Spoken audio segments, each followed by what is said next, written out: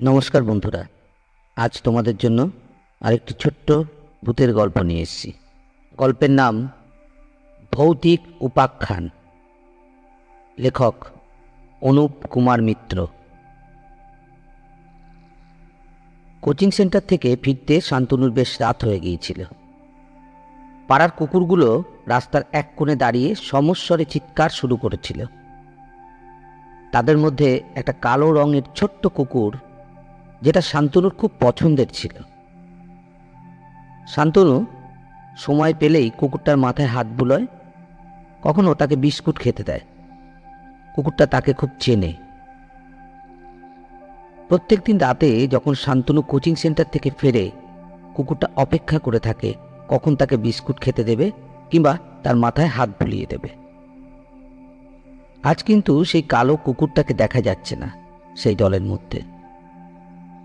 শান্তনুর মনে একটা অকারণ দুশ্চিন্তা দেখা দিল। তাহলে কি কুকুরটার শরীর খারাপ করেছে, নাকি নিজেদের মধ্যে মারামারি করতে গিয়ে চোট পেয়েছে?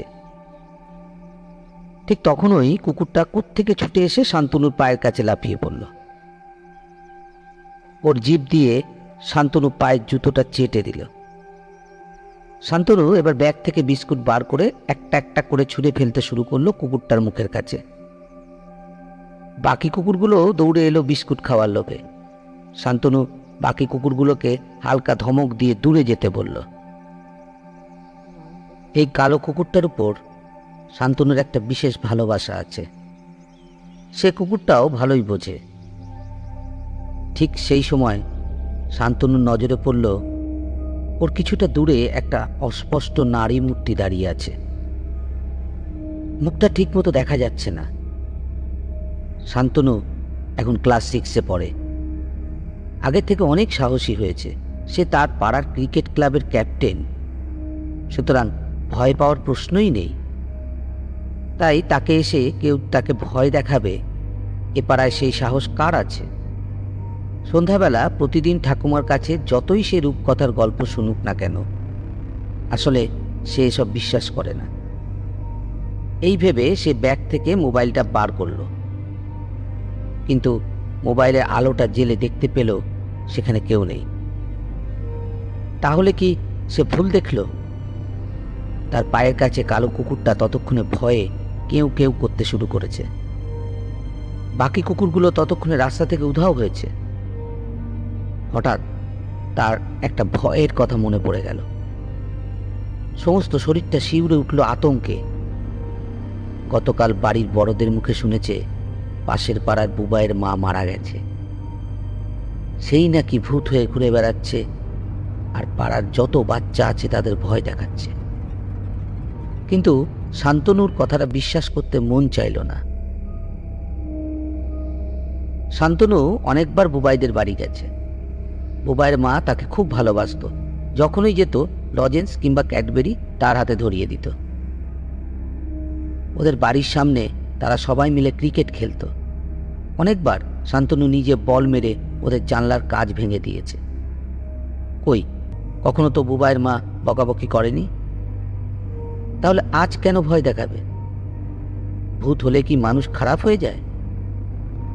কিন্তু সে তার ঠাকুমার কাছে শুনেছে রূপকথার গল্পে অনেক ভালো ভূতও আছে।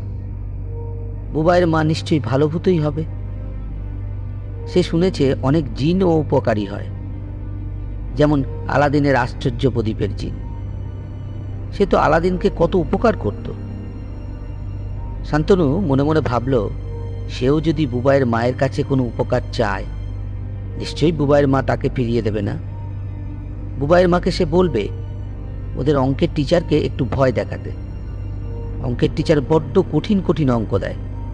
এই তো সেদিন পিতা পুত্রের এত কঠিন অঙ্ক দিয়েছিল যে সেই অঙ্ক কষতে গিয়ে শান্তনু পুত্রের বয়স পিতার থেকে বেশি করে ফেলেছে। অঙ্কের টিচার তাকে কান ধরে ক্লাসের বাইরে বার করে দেয়। নিচু ক্লাসের ছেলেরা সেগুলো দেখছিল। শান্তনুর মাথা কাটা যায় লজ্জায়। এই ভেবে সে এগিয়ে গেলেও কুকুরটা কিন্তু এগোলো না। শান্তনুর বেজায় রাগ হলো কুকুরটার উপর। তার পছন্দের কুকুর এত ভীতু কি করে হতে পারে? যাকে কুকুরটা নাই যাক, সে একাই যাবে। একটু একটু করে সে এগিয়ে গেল গাছের ঝোপটার দিকে, যেখানে সে নারী মূর্তিটা দাঁড়িয়েছিল। চাপা স্বরে বলল, কোথায় গেলে কাকিমা? আমি তোমায় ভয় পাইনি, তুমি একবারটি সামনে এসো। তুমি ভূত হয়ে গেছো বলে বোবাইয়ের খুব মন খারাপ। কিন্তু কে কোথায়? কোথাও কোনো নারী মূর্তি নেই। বেশ কয়েকবার ডাকার পর মন খারাপ করে শান্তনু আবার বাড়ির দিকে চলতে শুরু করলো। শুধু শান্তনু চলে যাওয়ার পর ঝোপের ধারে সেই অদৃশ্য নারী মূর্তি আবার দৃশ্যমান হলো। মনে হলো একটা অস্ফুট কান্নার স্বর ভেসে এলো ঝোপের পাশ থেকে, যেন কান্নার মধ্যে দিয়ে সেই অশরীরী নারী মূর্তি করুণ প্রার্থনা করে জানাচ্ছে, আমার সাথে একটু কথা বলে যাও। পরদিন সকালে শান্তনু ঘুম থেকে উঠে দেখল কি একটা ব্যাপার নিয়ে খুব শোরগোল বেঁধে গেছে পাড়াতে। চোখ ঘষতে ঘষতে বাড়ির বাইরে এসে দেখল পাড়ার লোকেরা নগেন মাইতির নাতি মানে বল্টুকে ধরাধরি করে ডাক্তারখানা নিয়ে যাচ্ছে। শান্তনু মনে মনে ভাবল, বল্টুর আবার কি হলো? কাল রাতেই তো কোচিং সেন্টারে এসেছিল। অবশ্য স্যার বল্টুকে একটু পরে ছুটি দিয়েছে, ওর অঙ্ক কিছুটা বাকি ছিল, তাই তার থেকে একটু পরেই ছুটি পেয়েছে সে। তাহলে কি বল্টু বোবাইয়ের মাকে দেখে ভয় পেয়েছিল? নিঘাত তাই হবে। বল্টু তো একটা ভিতুর ডিম। আমি বুঝি না ভূতকে মানুষ এত ভয় পায় কেন।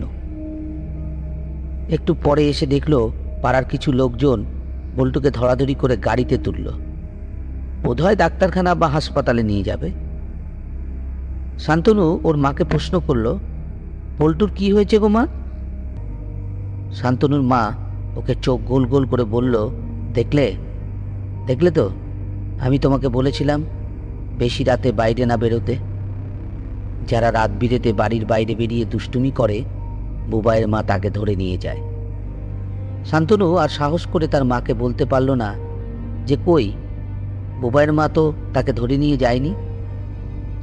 শান্তনু ওর মাকে ভয়ে ভয়ে বলল, বল্টুকে তো কেউ ধরে নিয়ে যায়নি, বল্টুর তো শরীর খারাপ হয়েছে। শান্তনুর মা শান্তনুকে ধমক দিয়ে বলল, আবার মুখের উপর কথা বলে, যা বলছি তা শুনবে। শান্তনু ওর মায়ের কথার মাথা মুন্ডু কিছুই বুঝল না। পাড়ার লোকজন বলাবলি করছিল এবার একটা ওঝা ডাকা দরকার, কিংবা ঠাকুরমশাইকে ডেকে একটা শান্তি সস্তায়ন করতে হবে। শান্তনু দেখল পরদিন বিকেলেই একটা বিদঘুটে মার্কা দেখতে লোক এসে উপস্থিত হলো তাদের পাড়ায়। পরনে কালো ধুতি পাঞ্জাবি, মাথায় মস্ত বড় চুলের পাহাড়। লোকটাকে দেখলে শুধু ভূত কেন, মানুষ পর্যন্ত ভয় পাবে। এই বিচ্ছিরি মার্কা লোকটার পিছন পেছন সারা গ্রামের লোক হই হই করে চলতে শুরু করলো। শান্তনু অবশ্য গেল না। শান্তনু বড়দের কাছে শুনল সেই লোকটা সে রাতে মস্ত বড় পুজোর আয়োজন করবে বুবাইয়ের মাকে তাড়ানোর জন্য। তাই বাচ্চাদের সেদিন রাতে বাইরে বেরোনো একেবারে বন্ধ। শান্তনু খুব ইচ্ছা ছিল বুবাইয়ের মাকে দিয়ে অঙ্কের টিচারকে ভয় পাওয়াবার, সেটা আর হলো না।